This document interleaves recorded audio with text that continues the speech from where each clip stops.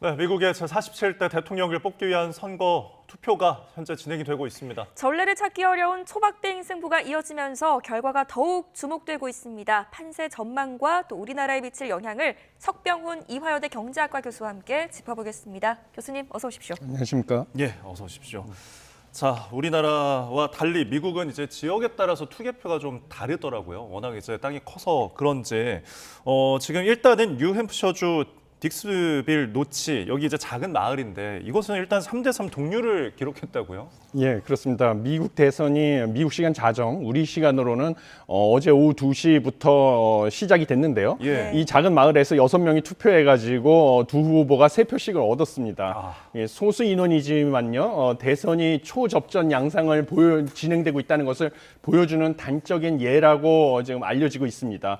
그리고 미국이 워낙 땅덩어리가 크기 때문에요. 한 나라에서만 시간대가 4개가 존재해가지고 주별로 투표 시간, 방식도 다르기 때문에 앞으로 이제 결과 발표되는 것도 상당히 시간이 걸릴 것으로 예정이 돼 있습니다. 그래서 현지 시간 5일 오후 6시, 한국 시간으로 오늘 오전 8시에 인디애나와 켄터키주에서 투표가 먼저 끝나고 개표가 시작될 예정입니다. 네, 지금 또 저희가 화면으로 CNN 생중계 화면을 같이 보여드리고 있는데 또 이른바 족집게로 불리던 주요 예측 모델들도 막판 예측에서 두 후보의 승리 확률이 거의 같다 이런 결과를 내놨더라고요. 예, 그렇습니다. 원래는 트럼프 후보 측이 좀 유리하다고 예측을 하던 그 모형들이 있었는데요. 마지막에 그 선거 캠페인에서 푸에르토리코 쓰레기섬 발언을 하는 바람에 그 푸에르토리코 이민자들의 표가 반대쪽으로 넘어가면서 박빙 양상으로 변화가 했습니다. 그래서 ABC 방송의 선거 데이터 분석 기관 538의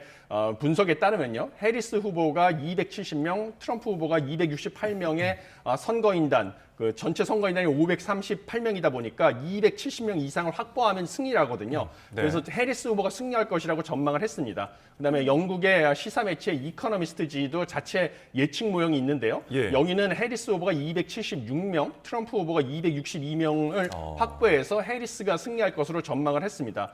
반면에 정치 매체 더 힐하고 선거 전문 사이트 디시전 데스크 HQ는 트럼프 후보가 이길 가능성이 54%고 해리스 후보는 보다 8%포인트 높다고 반대로 전망을 했습니다.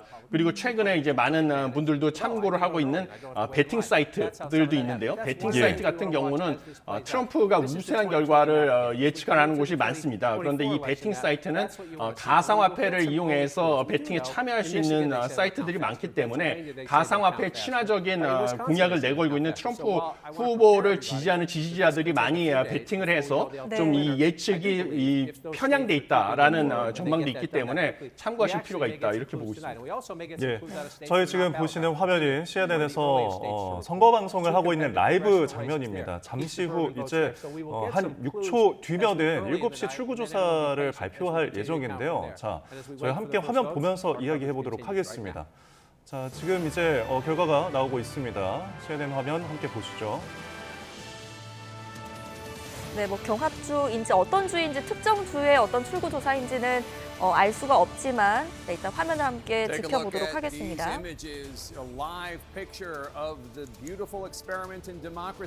현재 발표가 되고 있는데요.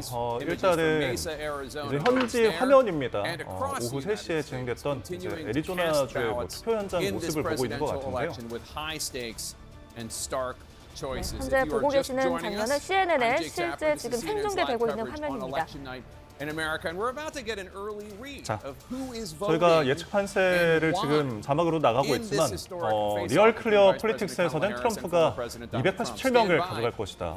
모두 굉장히 근소한 차이를 보이고 있습니다. 결국은 지금 경합주에서 승패가 갈릴 것으로 보이는데요. 요즘에 어떻게 보십니까, 경합주? 네, 그렇습니다. 지금 경합주가 관건인데요. 경합주 중에서도 가장 그 선거인단이 많은 의미 보유하고 있는 펜실베니아주의 선거 결과가 가장 관심사가 되겠습니다. 지난 두 번의 대선에서도 펜실베니아주에서 승리한 지금 후보가 승리를 했기 때문에 이번에도 제일 지금 관심이 집중되고 있는 상황입니다. 네, 지금 7시 출구 조사가 아니라 1시간 뒤인 8시에 첫 출구 조사 결과가 나온다고 합니다. 저희 YTN을 통해서 저희 8시 출구 조사 결과도 함께 확인을 하시면 좋을 것 같습니다. 네, 경합주 얘기 나죠. 좀 이어서 해주시죠. 있죠. 예. 지금 경합주 같은 경우는요. 그동안에 지금 러스트벨트라고 해서 미국의 북동부에 있는 지금 5대5 근처에 있는 주들. 그래서 펜실베니아하고 그다음에 미시간 이런 주들이 경합주로 있고요. 반대로 또 선벨트라고 해서 이제 남쪽에 있는 경합주들이 있었습니다. 근데 그 경합주들 중에서 양 후보들이 이미 좀 상대적으로 우세한 주들이 나눠져 있고요. 가장 관심사는 선거인단 숫자가 19명으로 많은 펜실베니아 주가 되겠습니다. 그래서 네. 펜실베니아 주에 마지막으로 선거 유세를 하면서 양쪽 후보 측에서 화력을 집중하는 모습을 보였는데요. 지금 거기에서 누가 승리를 하느냐에 따라서 선거인단 숫자가 19명이 왔다 갔다 하기 때문에요. 그게 가장 관심사가 되겠고, 그다음에 지난 두 번의 대선에서도 아까 말씀드린 것처럼 펜실베니아 주에서 승리한 후보가 최종적으로 승리를 하는 결과가 얻었기 때문에 시청자분들께서 그 결과를 주의 깊게 보셔야 된다. 이렇게 말씀드립니다. 예. 네. 자, 이 대선 결과가 전 세계적으로 굉장히 영향을 미칠 것입니다. 뭐 트럼프든 해리스든 누가 되든 우리나라에게도 특히 경제에 막대한 영향을 미칠 텐데 일단은 환율이나 이런 부분에서 굉장히 유동칠 가능성이 있는 거죠. 예, 그렇습니다. 현재 원달러 환율은 1,400원에 육박할 정도로 올라와 있는 상태입니다. 예. 그런데 지금 시장에서 전망하기를 해리스가 당선되게 되면 지금보다는 원달러 환율이 내려갈 것으로, 그래서 달러가 약세를 보일 것으로 전망을 하고요. 트럼프가 당선이 될 경우에는 이제 강달러가 지속될 것이다. 그래서 우리나라 이제 원달러 환율도 1,400원대를 넘어설 가능성도 배제할 수 없다. 이렇게 보고 있습니다. 가장 큰 이유는 지금 두 후보 측에서 여러 가지 감세 정책을 공약으로 내걸었는데요. 네. 지금 트럼프 후보가 당선이 됐을 경우에 감세 정책으로 인해서 재정 적자가 더 크게 늘어날 것으로 전망되기 때문입니다. 그 CRFB라는 단체에서 추정한 바에 따르면요, 해리스 후보의 공약은 2025년부터 향후 10년간 미국의 재정 적자를 5조 달러 증가시킨다라고 전망이 됐는데 예. 반면에 트럼프 후보의 공약은 2배가 넘어가는 7.5조 달러를 증가시키는 것으로 지금 전망이 되고 있습니다. 그렇게 되면 이 적자를 갖다가 결국 국채를 발행해서 메꿔야 되고요. 예. 국채 발행량이 늘어나게 되면 국채 가격이 떨어지면서 국채 금리가 상승을 하게 됩니다. 미국의 국채 금리가 상승을 하게 되면 투자 자금들이 이제 미국으로 몰려들기 때문에요. 달러화가 강세를 보일 것으로 전망이 돼서 트럼프 당선 시에 이 대규모 국채 발행으로 인해서 원달러 환율은 더 상승할 가능성이 크다 이렇게 보고 있습니다. 네, 또 접전 끝에 만약에 트럼프가 지더라도 대선에 또 불복을 할 수가 있잖아요. 이 경우에도 또 변동성이 계속 있을 수가 있겠네요. 예, 그것도 지금 많은 뭐 투자은행이라든지 이런 곳에서 우려를 하고 있는 측면입니다. 왜냐하면 지난번 대선에서도요, 트럼프 지지자들이 결과에 불복을 하고 의회에 난입을 한 적이 있었습니다. 그래서 이번에도 만약에 워낙 선거가 박빙으로 흐르고 있다 보니까요, 대선 결과가 나왔는데 초박빙일 경우에는 이제 트럼프 지지자 측에서도 불복을 하고 그러면 이제 더 불확실성이 커져가게 돼가지고 이런 경우에는 또 환율의 변동성이 커질 위험성도 배제할 수 없다 이렇게 보고 있습니다. 네, 예.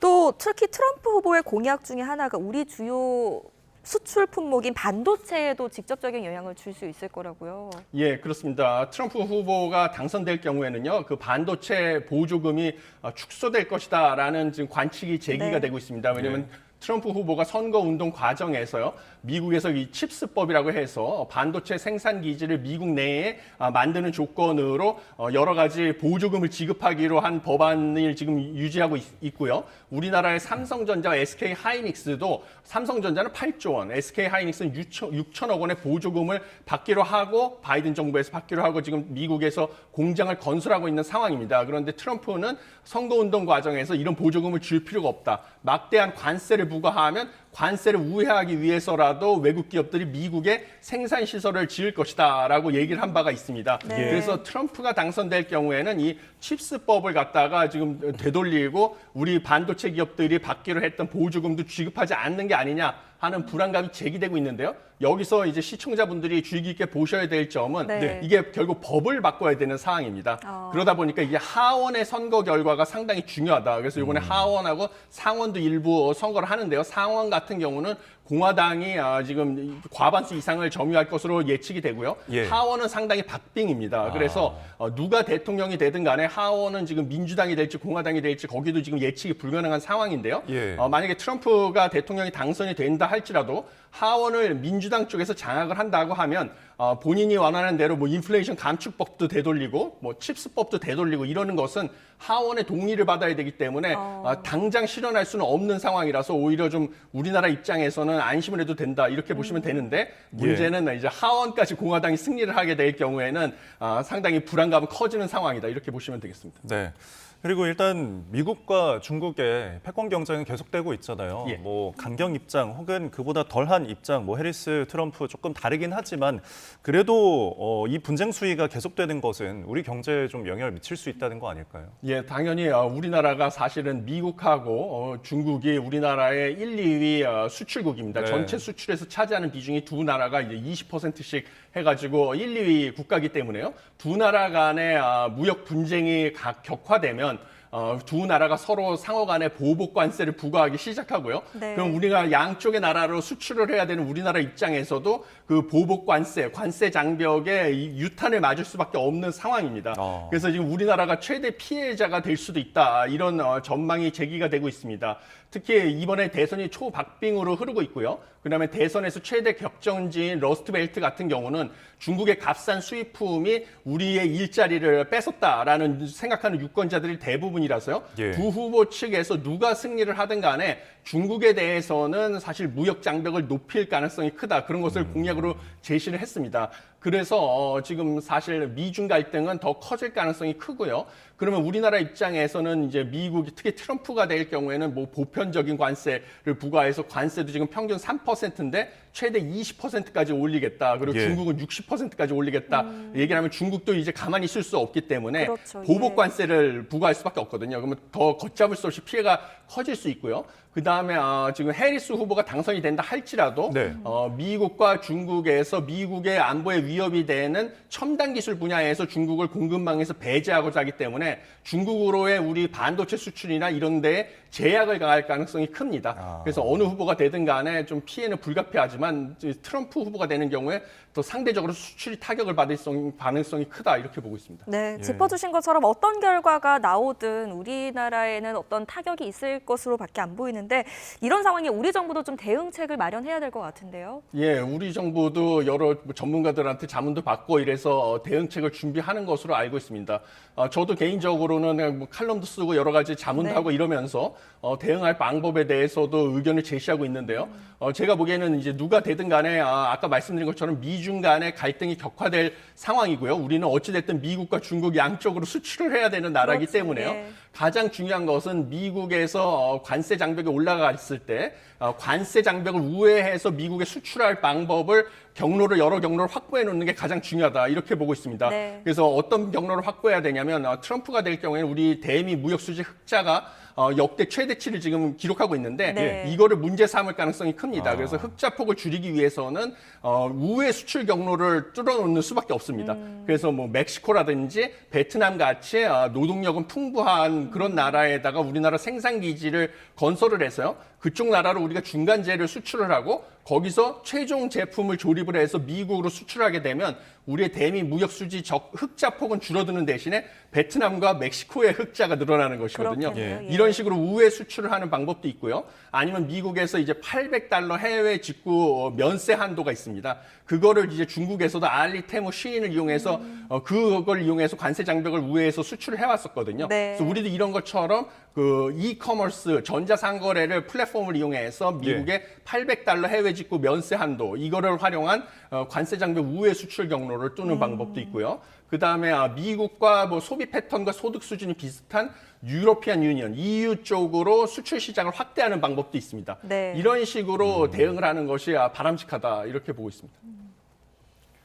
자, 저희가 미국에서는 또 예상할 수 있는 시나리오가 FTA를 이제 다시 좀 협상을 하자 이런 제안도 있을 수 있지 않을까요?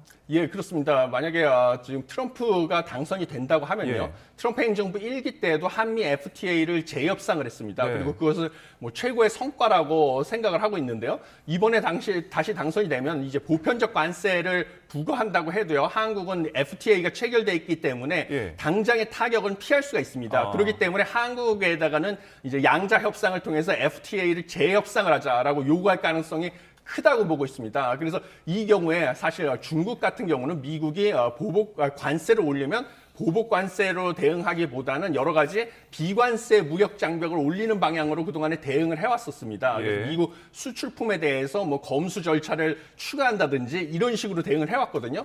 그래서 우리나라 같은 경우도 그런 식으로 대응하는 것도 한 가지 옵션이 될 수 있고요. 그 다음에 사실 우리는 내수 시장이 중국보다 작기 때문에 네. 미국과 맞불로 이렇게 관세 장벽도 올리고 비관세 장벽도 올리는 방식으로 싸울 수는 없습니다. 예. 그렇기 때문에 한미 FTA 재협상을 요구를 하게 되면 우선순위를 정해가지고 좀 국익을 최우선으로 생각해서 양보할 거는 양보하고 얻어낼 것은 최대한으로 얻어내는 방식으로 협상에 임하는 방법밖에 없다 이렇게 보고 있습니다. 네, 알겠습니다. 뭐 관세, 수출, 환율 또 여러 가지 방면에서 타격을 받을 것으로 보이는데 국제 금융시장의 변동성은 또 어떻게 전망을 좀 하세요? 예, 국제 금융시장도 지금 사실 불확실성이 제일 안 좋아하는 이슈인데요. 네. 지금 일단 대선에서 누가 이길지 몰라서 불확실성이 크고요. 예. 이것이 반영이 돼가지고 대표적인 안전자산이라고 하는 금의 가격이 지금 사상 최고치를 경신하고 있습니다. 그래서 불확실성이 크고 누가 되느냐에 따라서 정책 기조가 바뀔 수가 있기 때문에 지금 안전자산이 금의 수요가 몰려가고 있습니다. 심지어 이 트럼프 측과 해리스 측은 뭐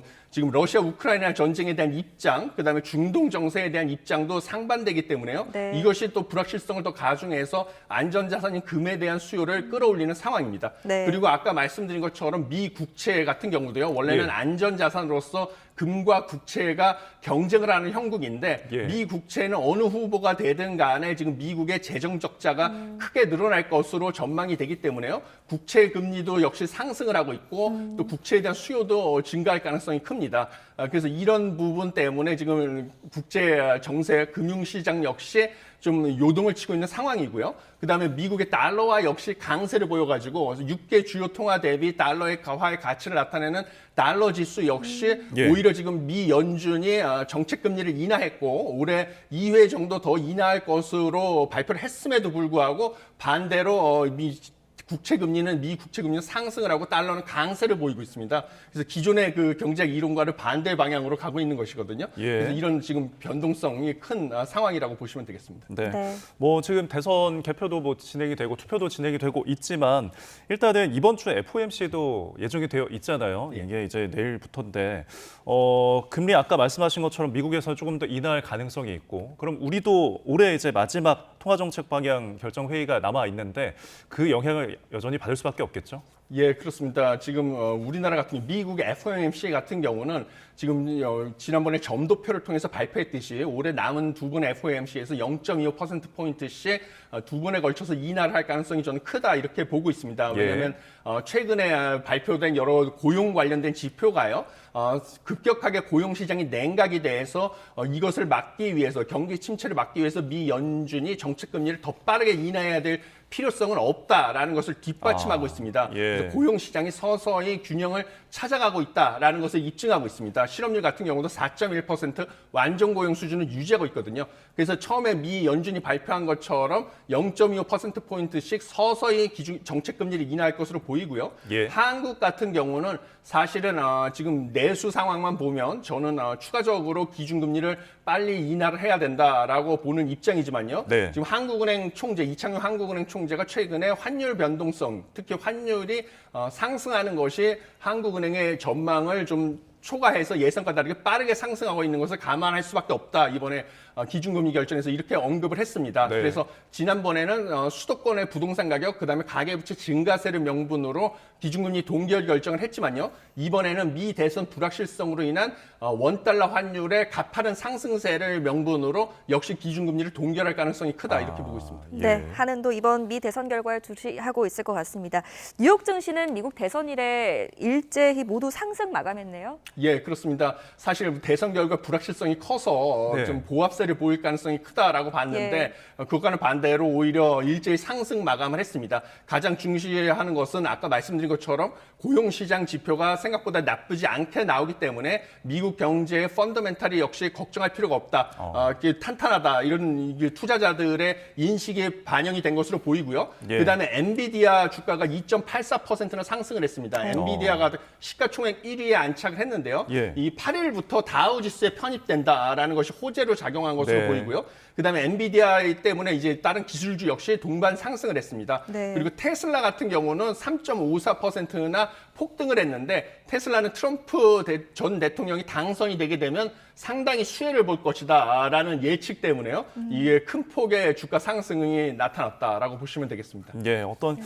누가 되든 미국을 좀 부양시킬 기대감이 좀 반영됐다 싶기도 하고요. 자, 저희가 또 국내 경제 이슈들도 좀 살펴보도록 하겠습니다. 정부가 이제 그린벨트를 해제를 해서 주택 공급을 늘리겠다고 발표를 했는데 여기에 지금 강남권이 포함돼서 좀 관심이 큰 것 같아요. 예, 그렇습니다. 서울 서초 서리풀지구, 원지동, 신원동, 영곡동, 내곡동, 우면동의 개발 제한구역 그린벨트를 풀어서 2만 호를 공급한다는 계획이 포함됐습니다. 그래서 서울, 특히 강남 지역에 주택을 구매하기를 원했던 수요자들께는 상당히 좋은 소식이다라고 보시면 되겠습니다. 그래서 이 서리풀 지구에 최대 28층 높이의 주택을 갖다가 이제 공급을 하겠다라고 하는 건데요. 이 서울에서 대규모 주택 공급을 위해서 그린벨트를 해제한 것은 이명박 정부 때 2012년 이후 처음입니다. 그래서 약 12년 만에 처음이라고 보시면 되겠고요. 그 외에도 경기 고양 대곡, 의왕, 오전, 왕곡, 의정부, 용현 3개 지구에서 3만 호를 포함해서 수도권 신규 택지에 주택을 총 5만 가구를 추가로 공급하겠다라고 얘기를 했습니다. 그래서 목표는 2029년에 분양을 하고요. 2031년에 첫 입주가 목표입니다.